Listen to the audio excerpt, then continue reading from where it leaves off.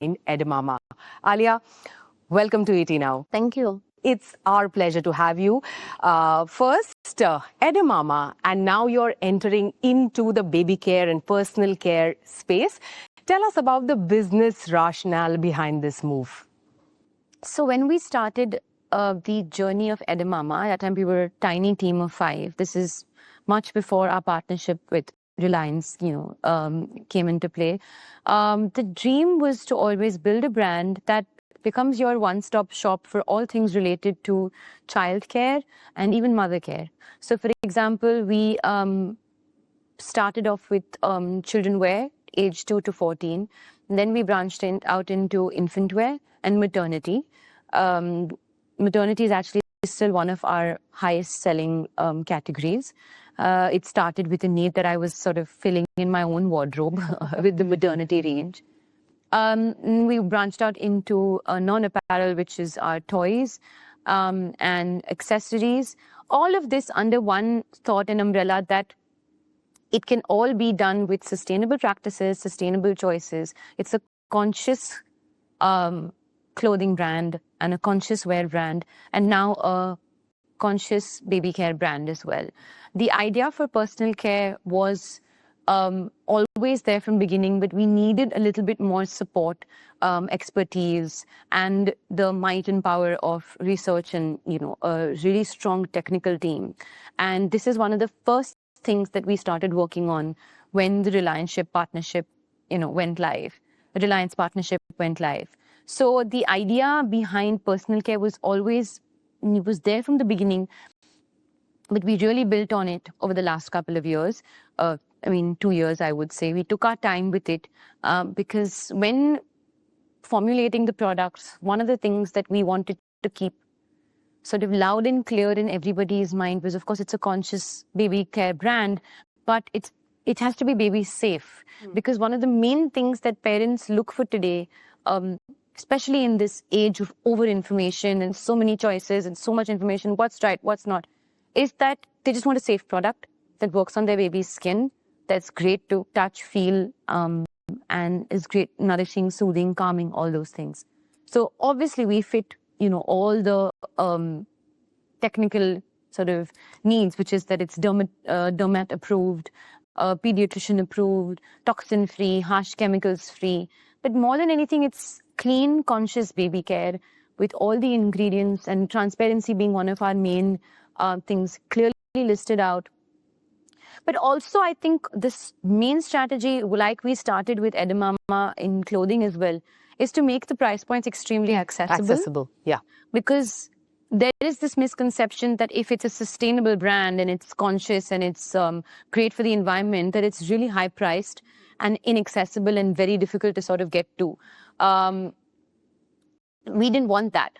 So similarly, the price points of personal care as well are extremely, I think, in the affordable range and accessibly priced. What is the range for that? And was there also the thought process when you set up the kidswear brand before the Reliance acquisition as well, to keep it accessible, for mass consumption?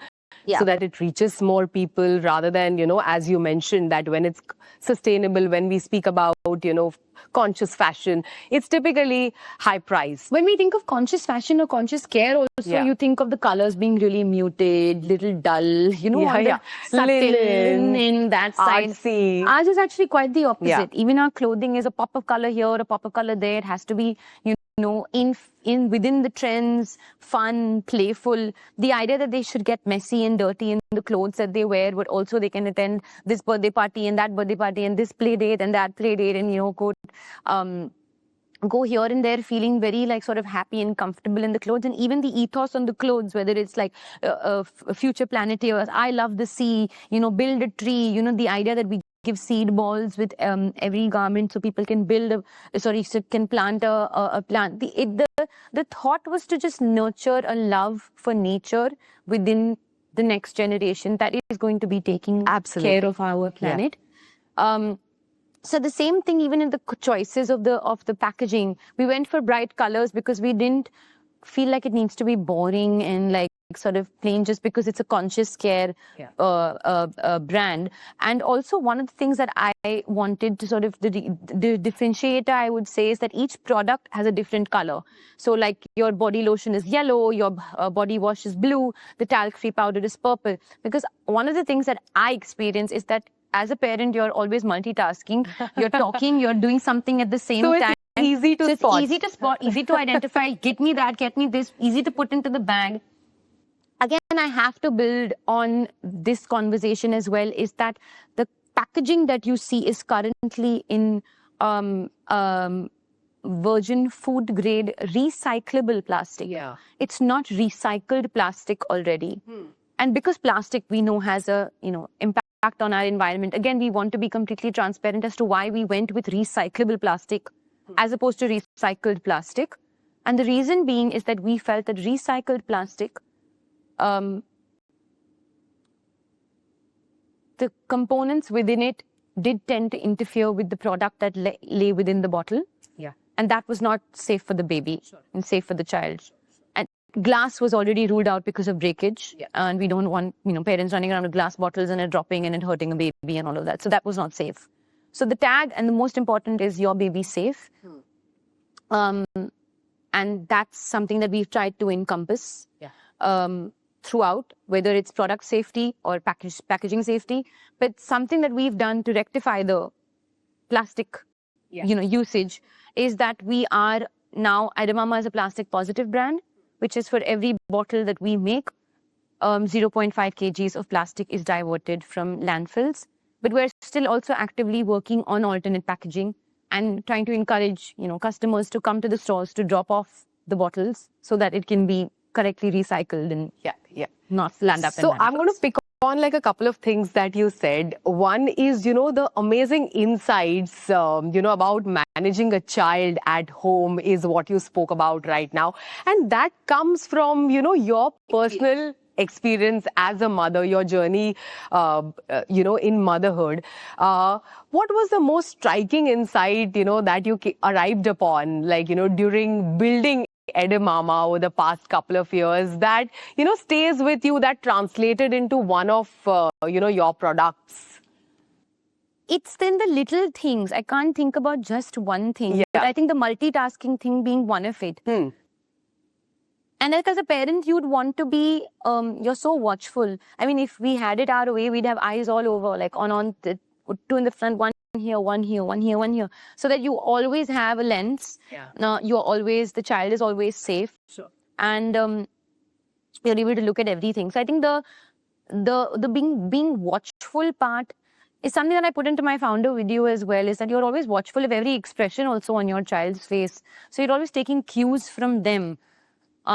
So I think those little cues is something that I take on a daily basis and put into my experience, even when designing the campaign or whether adding XYZ products, or verticals to the brand. So personal care, of course, came post me becoming a parent, once I became a parent, but the insights kept coming and peppering through the journey. It's been almost a 2-year journey now from inception to launch. Absolutely. Alia, personal care now, you started off with kids wear, maternity wear, like almost kids in teens as well you cater to. But what's next after personal care? So we don't cater to teens yet. I mean, we did have a small range called Edheads, but we discontinued that because we have a teens plan as well, which it comes at a later stage because that is, again, a whole new world and a whole new category that we can explore. Yeah. Once you have this umbrella, which is expected to care and take care of your child's needs, growth, care, and then, of course, there's the fashion element as well. Once you create an umbrella, anything can happen underneath it. Again, I want to tease this possibility. Which is? Edamama's also ventured into books. So we had our first book launch last year called The Adventures of Edamama, which is a story about a little girl and her dog. And pets are a huge category as well. Yes, and pet care is in fact... I mean, not pets, pet care. Pet care New pets at the end of our is store. really a booming space right now, with a lot of big FMCG players also getting into it, which also, by the way, have great presence in baby care and personal baby care products. So that's why I'm saying I'm going to tease it, because that is huge category that we see great potential in, that we've already started to work on. Yeah. So how do you create a niche for Edamama in this highly competitive baby wear and baby care and personal care? Product storytelling. Products and storytelling is what Something stands that I out. want to work more on in this year is my storytelling, because I think the storytelling exists. It just needs to be a little bit louder and clearer for the world. But the product, when we launched Ed, I did not even announce my association with the brand. So it went live on its own without a face, so to speak. It sold purely on product. What has this acquisition enabled you? Of course, getting into newer categories. How did it help you build that scale, both online and offline, and taking it to different markets? Well, I think earlier we were only online. Yeah, they were primarily only online.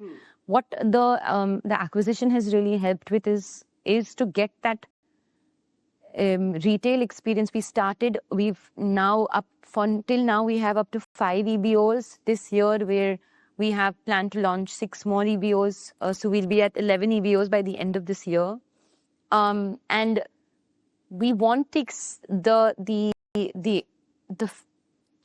idea is for Ed to be an experience-led brand, and that experience is experienced when you walk into the store and you can touch and feel the products, and when you really understand the ethos and the values of the brand. We wanted to capitalize on maximum footfalls of people when they're going to malls and stuff like that, because that's how you get brand reached, and how a brand is recognized, and where you have the brand recall as well. So while D2C is great, and we continue to build that online presence as well, because that's where your story sort of first broke and where your story lies, and it cuts any sort of distance between you and your consumer. The acquisition has really helped us build with the whole world of retail, and that's really doing very well for us. And of course, all the other verticals that we have now added, with personal care being a huge category. Sure. As a founder, what is your vision for Edamama going forward? I remember seeing, and my introduction to Edamama was those dreamy videos that I saw on social media platforms, where you're running through, these fields, and it was just beautiful. But so going forward, like how do you want to build Edamama as a company, as a business? The idea is the same thing, with storytelling at its heart. The story being a conscious, sustainable approach to the world that we live in. Something made with care for your child, something made with care for the planet that we live in, and it being your one-stop shop for all things related to your child and the growth and well-being of your child. So that includes care, personal care, clothing, books, entertainment, pets, world, all of that. Amazing. You're dropping hints over here, Alia. All the best for your future journey. Alia, thank you so much for joining us today. Thank you.